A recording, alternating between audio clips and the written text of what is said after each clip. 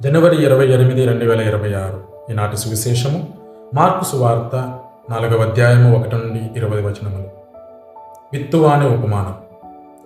4 రకముల విత్తనములు చల్లినటువంటి విత్తువాని ఉపమానము కాదు ఈనాటి సువిశేషం. 4 విభిన్న స్థలములలో పడిన ఒకే రకపు విత్తనమును చల్లినటువంటి విత్తువాని ఉపమానము ఈనాటి సువిశేషం.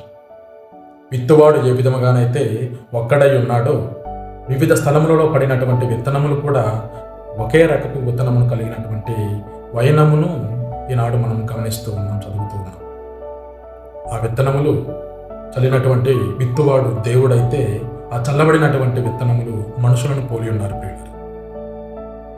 ఈ చల్లబడినటువంటి విత్తనములు రాతి నేల మీద కావచ్చు, త్రోవ పక్కలో కావచ్చు, ముండ్ల పొదలలో కావచ్చు, లేక సారవంతమైన నేల మీద పడినప్పటికీ అవన్నీ కూడా ఒకే రకపు విత్తనమును కలిగి ఉన్నవి.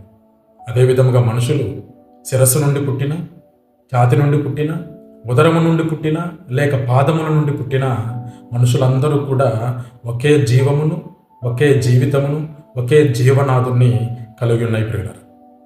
కాబట్టి మనుషులందరూ ఒక్కటే, దేవుడు కూడా ఒక్కటే అనేటటువంటి నిజ సత్యాన్ని మనందరికీ కూడా ఈనాటి సువిశేషం ద్వారా క్రీస్తు ప్రభువు బోధిస్తూ ఉన్నాడు.